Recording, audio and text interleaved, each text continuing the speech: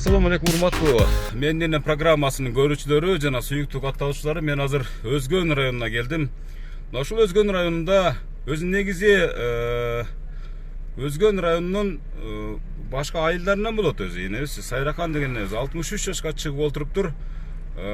Ушул 63 жаш курагы менен атайын Бишкектен келини Жылдыз жана баласы Эшмат неберелери менен чогуу куттуктаганы ниет кылышкан экен. Ошо менин программасы аркылуу мен азыр ошол ниеттерди ишке ашырганы кетип баратам. Кудайым жол берсе, саналуу мүнөттөрдө жетип барам. Урматтуу көрүүчүлөр, азыр алдыда Сайракан энебиздин башка дагы энелер сыяктуу сүйүнүшүнө сиздер менен чогуу ортоктош болобуз.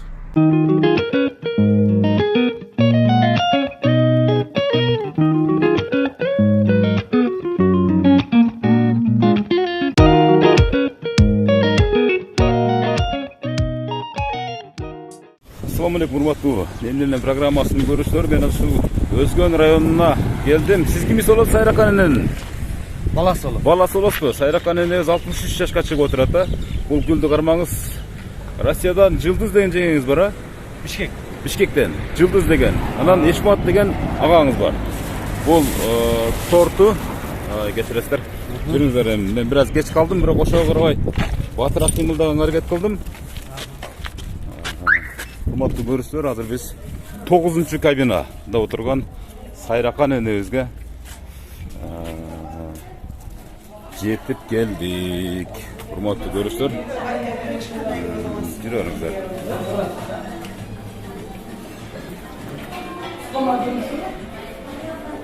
Менин программасы атайын ушул Бишкекте турган кыздарына. Ассаламу алейкум, кандайсыздар, жакшысыздарбы? Ден соолуктарыңыздар тынчсыздарбы? Сайракан энебизгин төрдө отурган энебиз окшойт, жүрүңүз, гүл менен торт алып келсеңиз.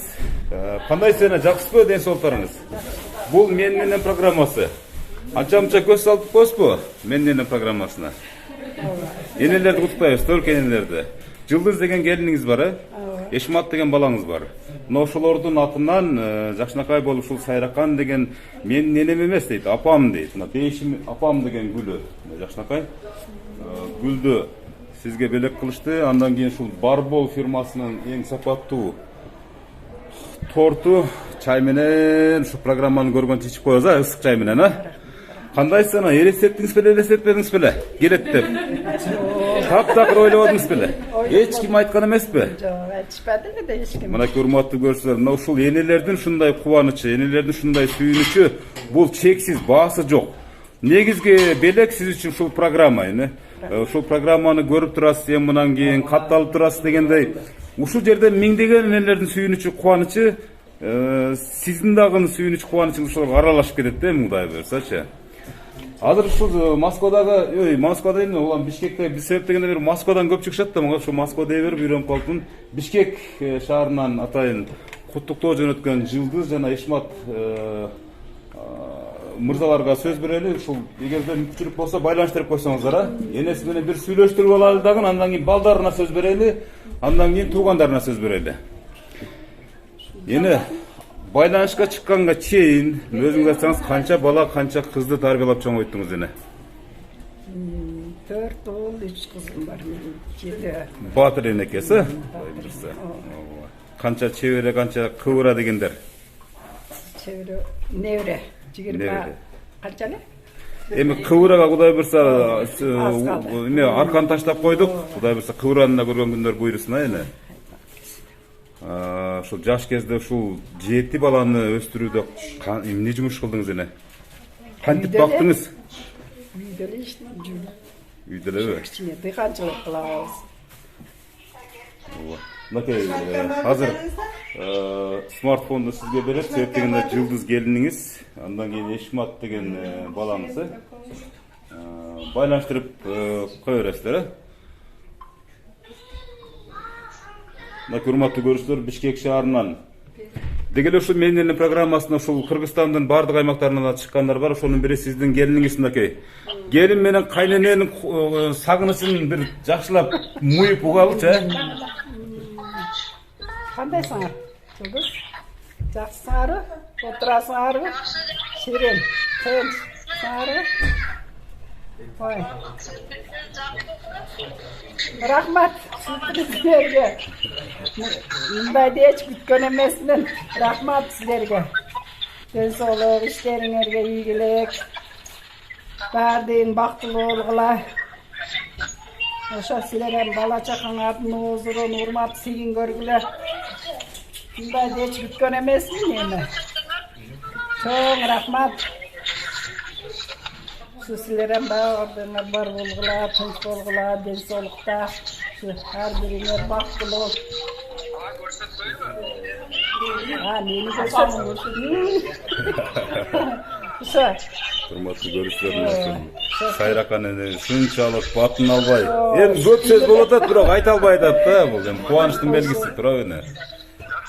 Voy, rahmat sizlarga. Tinch bo'linglar, bardinglar. Baldarim, qizlarim bardiga baxtli bo'linglar endi shu. Bitken emasman, o'lib ketdi. Rahmat.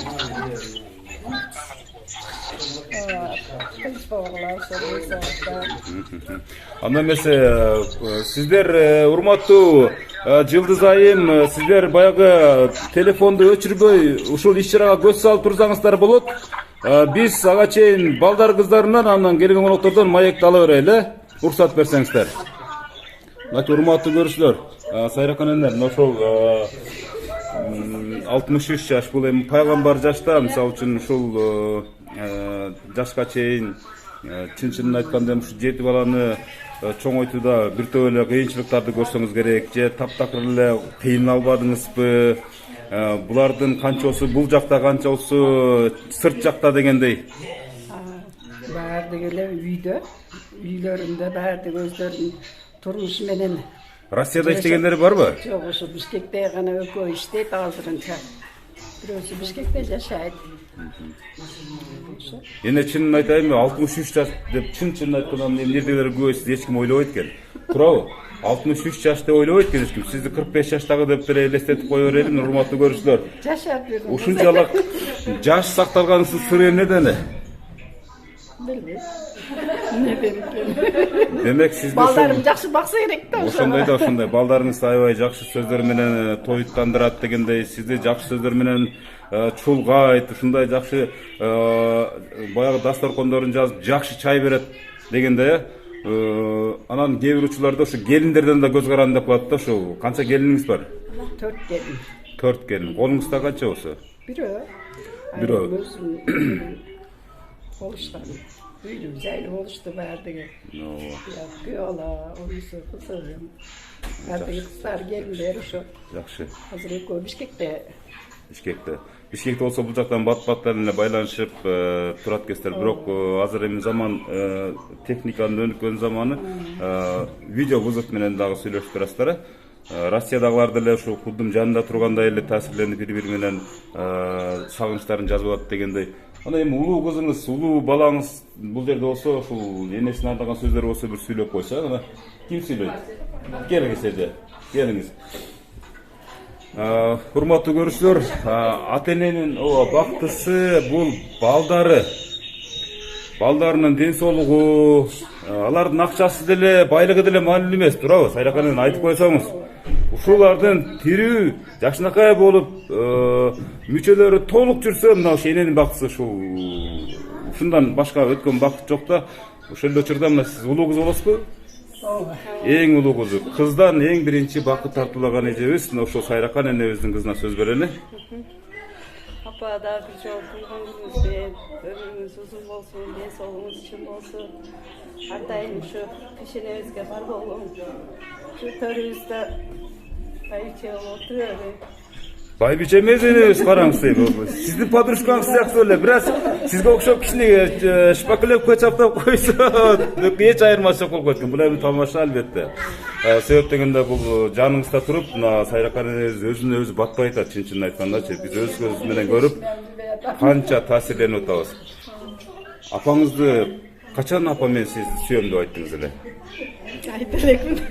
Анда учурдан пайдаланып айтып коюңуз эми. Элге бир мактаңыз, сиздин апаңыз кандай адам? Апам жакшы адам. Апа мен сизди жакшы көрөм, сүйөм. Мен да сизди жакшы көрөм. урматтуу көрүүчүлөр, баланын энесине болгон сүйүүсү мынакей кийинки катардагы кыздар болсо келип сүйлөп койсоңуздар болот. Урматтуу бүгүнкү иш-чаранын катышуучулары, программа баягы жалаң ушу энелерге арналгандыгы үчүн аябай сонун сөздөрдү сүйлөп калдыңыздар. Бул үй бүлөлүк тасма, архив болуп калат. Ата энени ар дайым канжыгабызга байлап жүрө бербейбиз. Ата энебиздин ар бир элеси, ар бир күнү жүргөн изи дейбизби, майрам, туулган күн. Ошон үчүн мына экинчи кыз болот окшойт, экинчи кызына сөз берели. Бир мындай мактаныңчы апаңыз менен. Туулган күнүңүз менен ден соолугуңуз чын болсун, өмүрүңүз узун болсун. Ушу ар дайым биздин дасторконубуздун көркү болуп, төрүбүздү ар дайым бакубат жашоодо болуңуз. Туулган күнүңүз менен мен сизди жакшы көрөм, апа. Мынакей урматтуу көрүүчүлөр, кыздарынын ушундай апасына болгон сүйүүсү, кийинки кезек дагы кыздар барбы? Сиз уялбаңыз, себеп апаңыз менен сыймык таанышыңыз керек. Апасы барлар кандай гана бактылуу деп ушул менин программасынан кийин комментарийлерди көрсөңүздөр, ушул апам болгондо деген да сөздөр бар да, жана башка. Ошон үчүн энебиз сиздин жаныңызда турганда сиз эч качан эч кимден тартынбашыңыз керек, эч кимден батынбашыңыз керек. Кандай эми ушул куттуктоо сөздөрдү?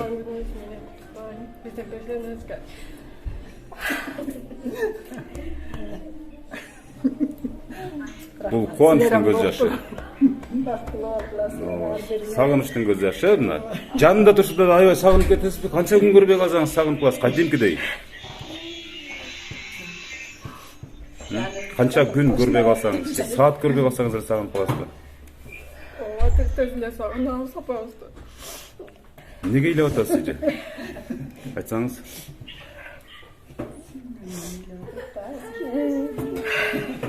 Шунчалык баягы мээримди толтуруп тарбиялап койгон балдарды мынакей жыйынтык мээрим мунун баары. Көздөн чыгып аткан ар бир жаштын граммы мээрим да. Ошон үчүн сизге аябай мындай Аллахым ыраазы болсун эме. Аллахым ыраазы болсун. Кийинки гана күйөө баласы келиңиз, күйөө баланы пайгамбарым сыйлаптыр деген аябай улуу кеп бар биздин ислам дининде, кыргызчылыкта. Ушул сиздин кайненеңиз эмес, апаңыздын деп коелу. Эми апаңыздан кийинки эле апа ушул дегизчи, бүгүн туулган күнү болуп атыптыр. Ушул туулган күнүн урматына сиздин бир жакшынакай ой тилектериңиз, куттуктооңуз. Биринчи туулганыңыз менен сизге чындын соолук, узун өмүр, ушу балдарыңыздын, келиндериңиздин, кыздарыңыздын сый-урматын көчүрөңүздөр. Ушу жакшылыкта бирге бололу. Ушу сизди сыйлап ушунча даражага жеткизген балдарыңызга да рахмат. Сыйлап эме болушат. Эбиз бактылуулук, ден соолук, чын ден соолук каалайбыз ушу. Силерге да рахмат. Ушунча келип убактыңызды бөлүп. Сиздин кайненеңиз кандай кайнене? Мактанбайсызбы? Кайненем мактанса. Жакшы, аябай жакшы. Не десем, ак көңүл, жөнөкөй, адамгерчиликтүү, ушун бизди сыйлаган ушу күйөө баласын бала катары. Ар дайым сиз тараптабы? Жакшы.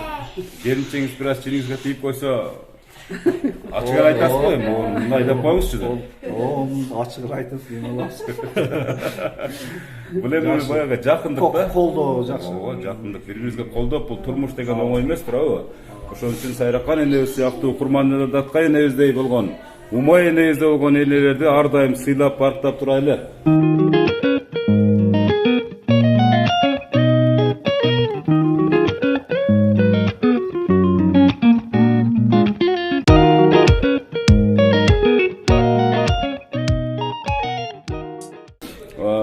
Азыр урматтуу көрүүчүлөр, дагы бир нерсе калып кете жаздаптыр. Жылдыз келиниңиздин атынан ушунчалык бир чыгармачылыгы бар, таланты бар окшойт. Келиниңиздинчи бир жакшынакай ыр жазыптыр. Ошону арай көз чарай окуп берип коюн сиздин көзүңүзчө. Жакшылап угуп туруңуз. Ак шоола чачкан таңсың апа, гүл сымал назик жансың апа, өмүргө өмүр улаган чолпондой өчпөс адамсың апа дейт, шаңсың апа дейт. Мөлтүрөп аккан булактай, мээримин төккөн суратпай, жан дүйнөбүз чырагы, жанып турсун чырактай. Апаке, ар убак кадамыңызга гүл, өмүрүңүзгө нур толуп, төрүбүздүн көркү болуп, өмүрдүн узак жолунда бактылуу жашоо өтүңүз. Биз сизди дайым жакшы көрөбүз. Неберелериңиз, балаңыз, келиниңиз Жылдыз дейт. Урматтуу көрүүчүлөр, ушундай сонун кылып туруп, bir таланттын bir чет бычкагын чыгарган экен. Эми Кудай буйрса, сиз менен bir жолугуп калсам, ошол жазган ырымы көтөрүп келем деп да бир өзүнүн ойлорун билдирип атат. Жылдыз айым, мынакей жакшынакай болгон сиздин ырыңызды окуп бердим. Аманатты окуп бердим. Кайненеңиз угуп, кулагы менен муюп олтурган чагы. Мынакей, кандай жазып берен ырды? Жок, сизди көрүп атат, ошон үчүн сүйлөп койсоңуз болот. Урматтуу көрүүчүлөр, бул жакта бираз оромол салып коеюн деп чоң кызы даярданып жаткан учуру.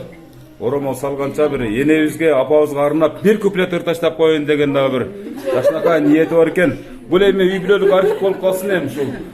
Bir куплет мен апамды көйнөгүнөн тааныгам деген жакшынакайларыбыз бар. Азыр ушул энебизге бүгүн ырдабагандан качан ырдайсыздар? Bir жакшынакай болуп bir эстелик үчүн bir куплет жанаша туруп бири-бириңиздерди коштоп ырдап койсоңуздар болот. Себеп дегенде сиздерден кийин энебиз дагы балдар үчүн, жети балабыз үчүн bir жакшынакай ырдайм деп даярданып жаткан кербези. Кана баштадым. Дүйнөнү апам менен таанысам, Мен апамдын жолугунан тааныгам. Тирүү болчу көйнөгүнүн гүлдөрү, баскан сайын бажырайып ачылган. Мен дүйнөнү апам менен таанысам, мен апамды көйнөгүнөн тааныгам.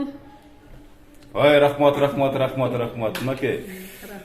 Урматтуу Сайракан эне, мына ушул балдар бар, биз деле балдарыбыз, конечно, биз деле жашпыз албетте.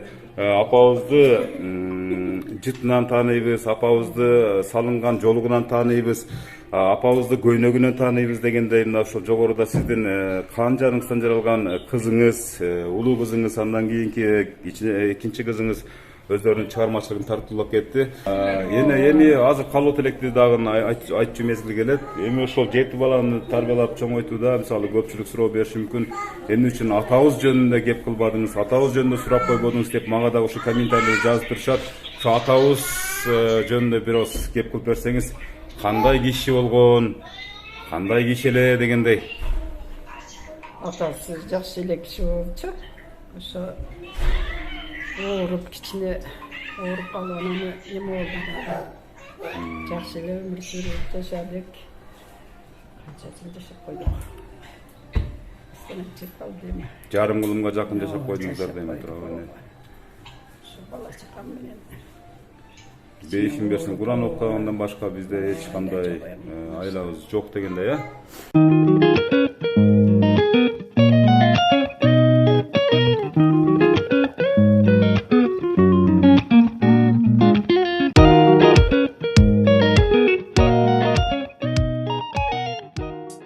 Ең кичинекей баласында кеп утуп атат. Сүйлөшө бериңиз. Энебизге барып коşko. Камерага чыгып куттуктар Çekiyor. Урматтуу көрүүчүлөр, байланыш бир аз тоскоолдук жаратып жатат окшойт. Эне бул мен менен программасын жыйынтыктап жатып, мисалы ар бир эненин бир тилеги бул бүтүндөй ааламзат үчүн өтө бир пайдалуу дейт да, өтө бир маанилүү дейт да. Мына биринчи кезекте ушул сиздин өзүңүздүн балдар кыздарыңызга бир жакшынакай бата берип койсоңуз, андан кийин эли журтка ушул жалпы бир жакшынакай энелик батаңызды берип койсоңуз, биз программаны ушу менен жыйынтыктайбыз. Şu bala çakan tinç bolsun, amon bolsun, den soğukluklarına, işlerine iyi gelek. Şu baldarım, kızlarım baktılı olsa, men baktılı. Şu sana da çın den soğuk, uzun ömür, işlerine iyi gelek. Daim şunda eldin gereğine jarap жүрөр. Şu el yurtta o zaman bolsun, tinç bolsun, den soğukta. О, мен айтканыңыз келсин. Урматтуу көрүүчүлөр, урматтуу Сайракан эне, программа жактыбы? келиниңиз менен балаңыздын сюрпризи жактыбы? Ошо келин менен эшиге Ошого бир асыл тилди койсоңуз болбойт. Күткөн эмесмин, мыктып. Мындайын билгенде кичине даярданып келдим. Жылдыз келиниңиз кандай келин болду? Жакшы келин, жакшы. Бардык келин. Кайсы тамагы жагат? Жылдыз келиниңиздин. Берген жага берет бардыкчы. Ай, шундай сонунда. Мынакей, балдары бул каяктан чыгып атат? Бишкектен. Куттай бериңиздер, мына энебиз маңдайыбызда турат.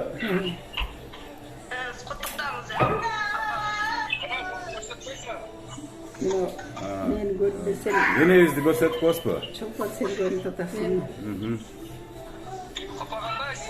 Жакшы өзүң.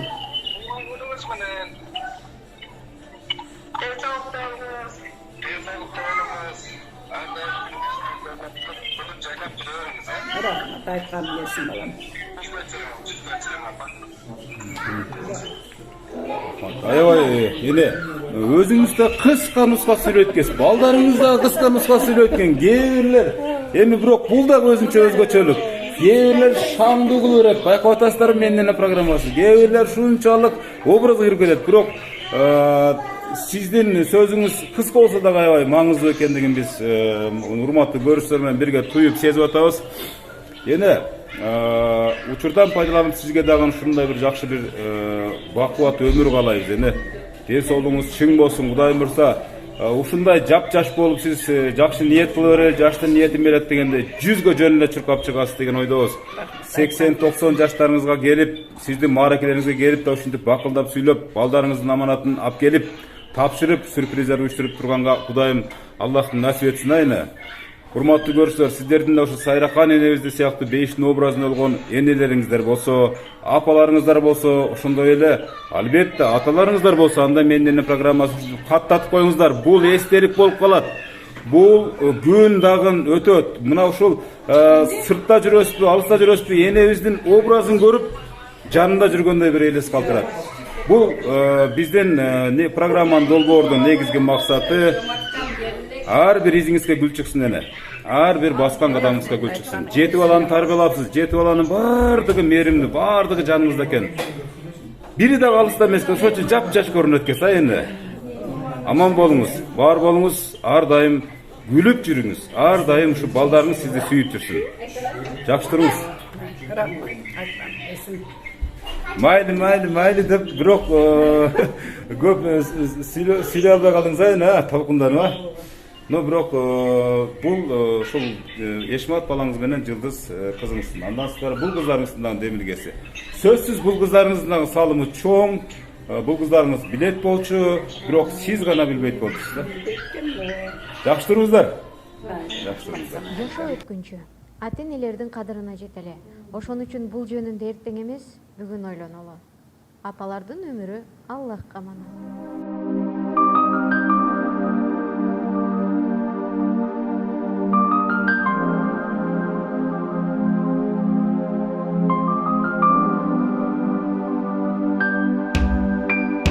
Ар бир тилегим айласын тапкан, түн бою уктабай тербетип чыккан. Бейишим өзүңсүң ардагым апа, асылым менин ардагым апа. Мен үчүн канча сен түйшүккө баттың, жан апа чачыңды бубакта басты. Кагылым өзүңдөн айланам апа, асылым менин ыйыгым апа. Биз үчүн бакыттын жолуну курган, жан апа сиз үчүн жанымда курман. Канткенде ак сүтүң актаймын, белегиң болуп жүрөйүм. Мынакей урматтуу менин программасынын көрүүчүлөрү, сиздер жогоруда баамдадыңыздар окшойт. Энебиздин сүйүнүчү, эми энелердин сүйүнүчү негизи эле такыр сөз менен айтылган мүмкүн эмес. Ошондой эле бакыттын бакыты ушунчалык бир мындай сөз менен айта албай атам да. Энебиз ушунчалык толкунданып, башка балдарына ушундай ыраазычылыгын билдирди. Сиздердин дагы энеңиздер болсо, атаңыздар болсо ушинтип сүйүнүп калганга шашылыңыздар. Ат жөнүм Мырза Казимкулов, алдагы телефонго кат жазыңыздар. Чоң рахмат.